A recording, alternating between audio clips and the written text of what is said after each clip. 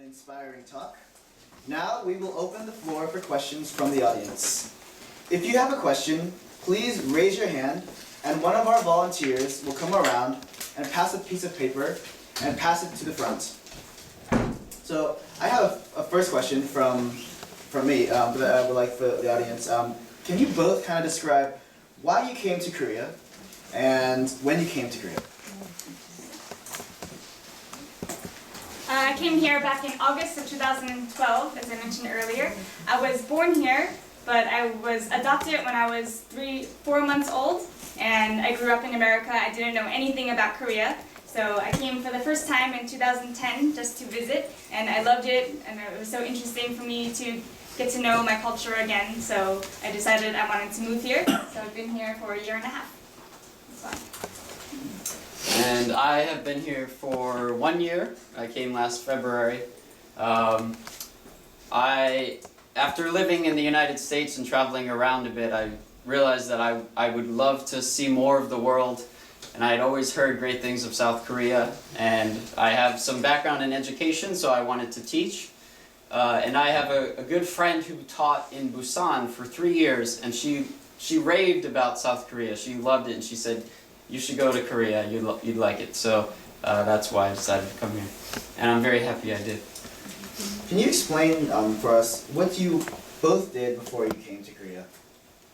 Okay, before, I was working in a rehabilitation hospital. I was conducting neuropsychological tests for patients who wanted to get an evaluation for how the brain is functioning after a stroke or traumatic brain injury. I graduated college quite a few years ago, and in the past 7 or 8 years since, I've been very happy to have many different jobs that's allowed me to travel around the United States.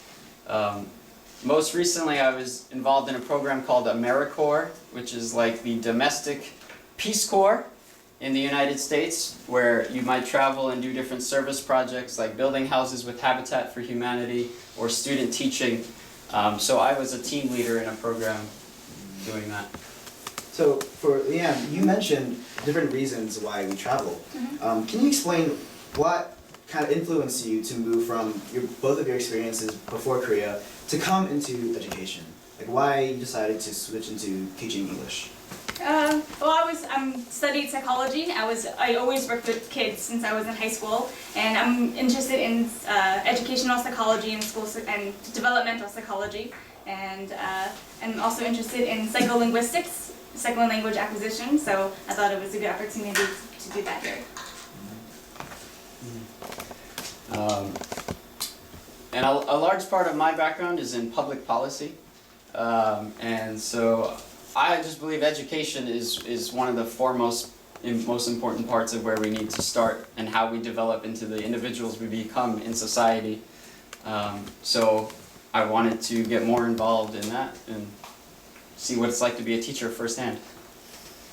Okay, so for Adam, do you have any personal stories you'd like to share about creating gifts that has stemmed from Gwangju? Anything that any of our community members have benefited or they would like to share from your project for creating gifts? Sure. At last year's GIC Day, I met an engineering student, a college student who, he walked into the GIC Day Create and Gift booth, and he was looking around, but he was kind of very shy, and I invited him to draw, and his response was, "No thanks, I can't paint, I can't draw." And I said, "Yeah, you can, come on, let's do it together." And so he and I sat down and we drew together, and he gifted me his art when he was finished with it, and he impressed himself, which is what always gives me joy. It's always awesome to see how people are so unsure of themselves when they start. And then when they do it, they're like, "Wow, oh, I didn't know I could do that." I'm like, "Yeah, you can do it. You just gotta do it. That's all it is." And so I still have his art on my refrigerator today. Okay, for Lianne, we talked about couchsurfing. Yes. Can you explain some of the ways that you sort of overcome obstacles if you don't speak the same language? What are some of the other places you travel to? Actually, yeah. Actually, I've never had that experience. Everyone did speak the same language, but I never had that experience. So everyone- Usually in the profile, it'll say the first language and second language and their proficiency, so you can choose based on that. So some people might not request to stay with me if they see that I only know English and they don't. So you can choose. Mhm. Okay, so only if you can, based on the website, you can portray your language and then Yes. if it, okay. Mhm. Okay, do we have any questions from the audience, from anyone? Okay, so we have one.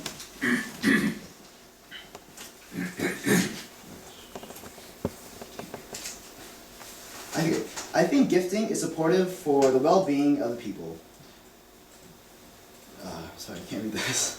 My handwriting is very bad. Okay, that's okay. Would you like to ask the question personally? I can't read this, I'm sorry. Can I ask, Yes. thank you for your presentation.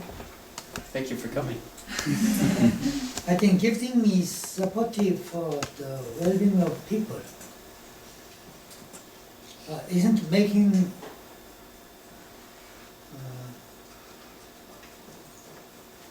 I can't read.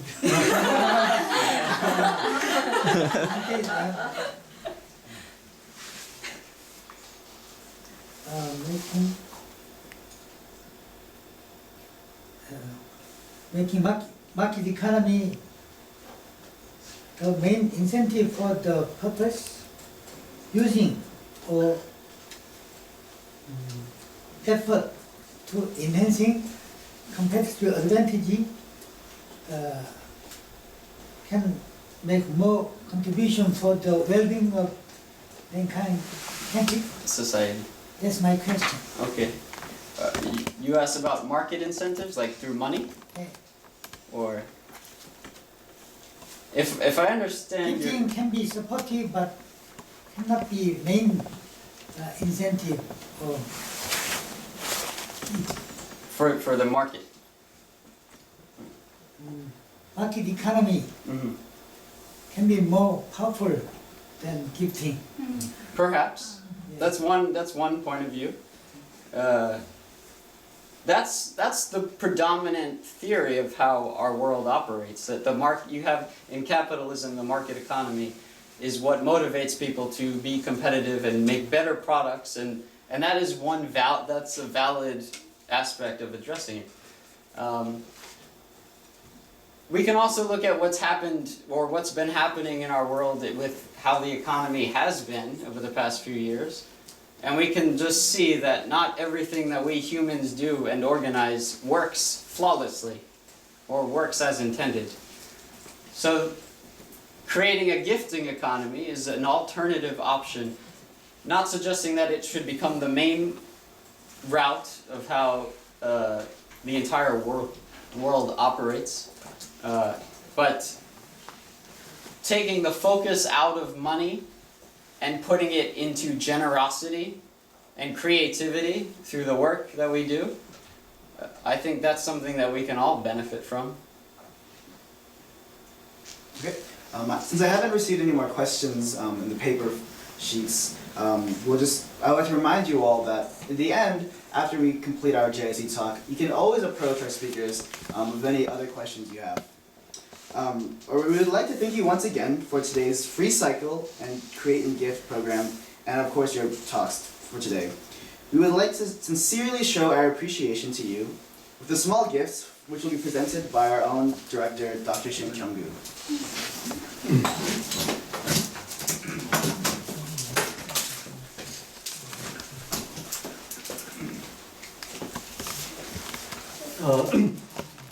The talk today was planned to give a side event for the Freecycle main event, but I did not expect much from this talk.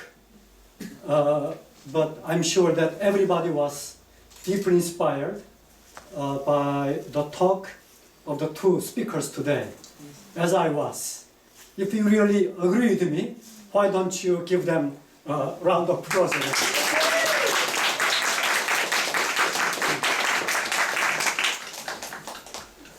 So I don't expect this much inspiration from this talk. But before giving this letter of appreciation, I want to share my own experience through GIC.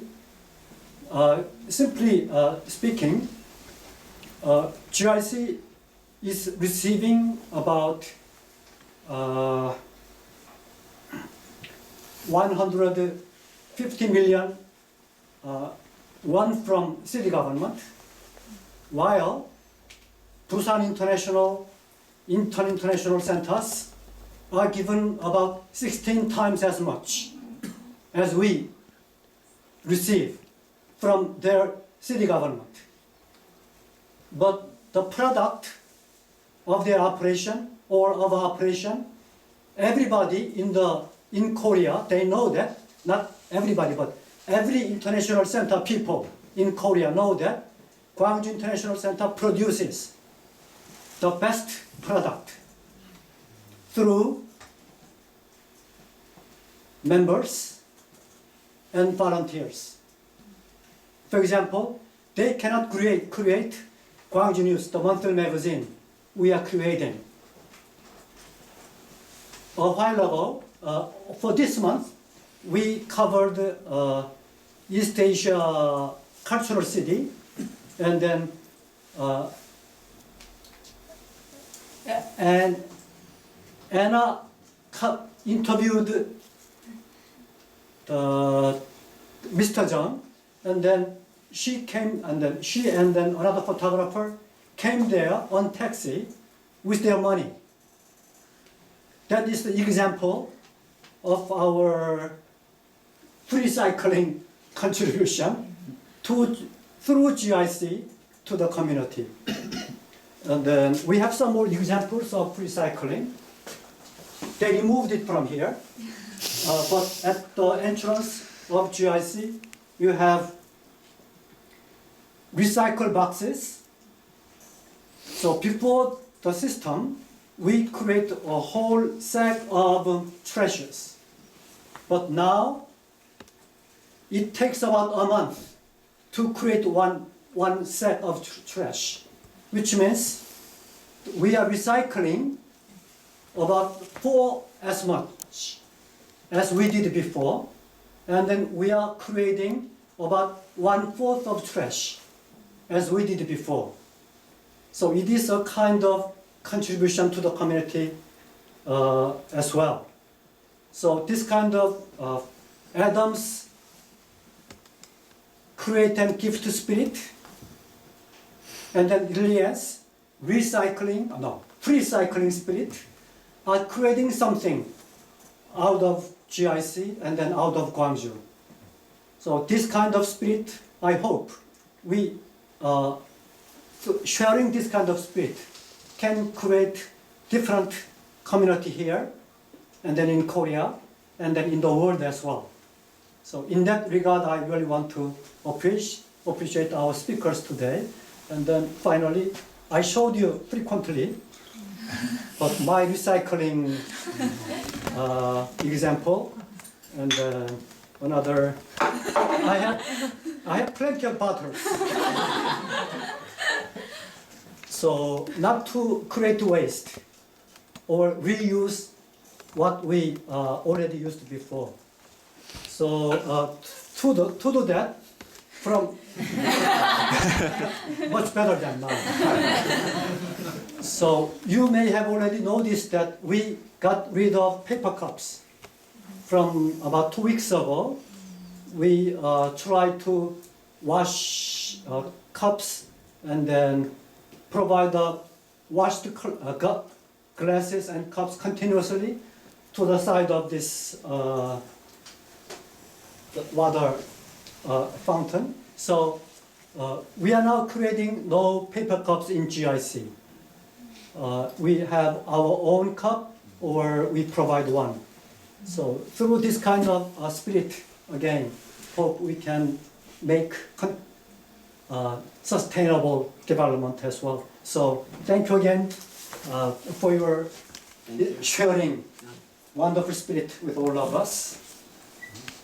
And your contribution is making us different. Thank you for having us. Yeah. Medal of appreciation, Adam Greenberg. And then medal of appreciation to Lianne Bronzo. I will read it together. We would like to thank you for your outstanding support to Gwangju citizens as a guest speaker at the GIC Talk on March 15th with the topic of enhancing community through gifting, which was very much inspiring. Hope we share the spirit continuously. Lianne, thank you. And then Adam, please.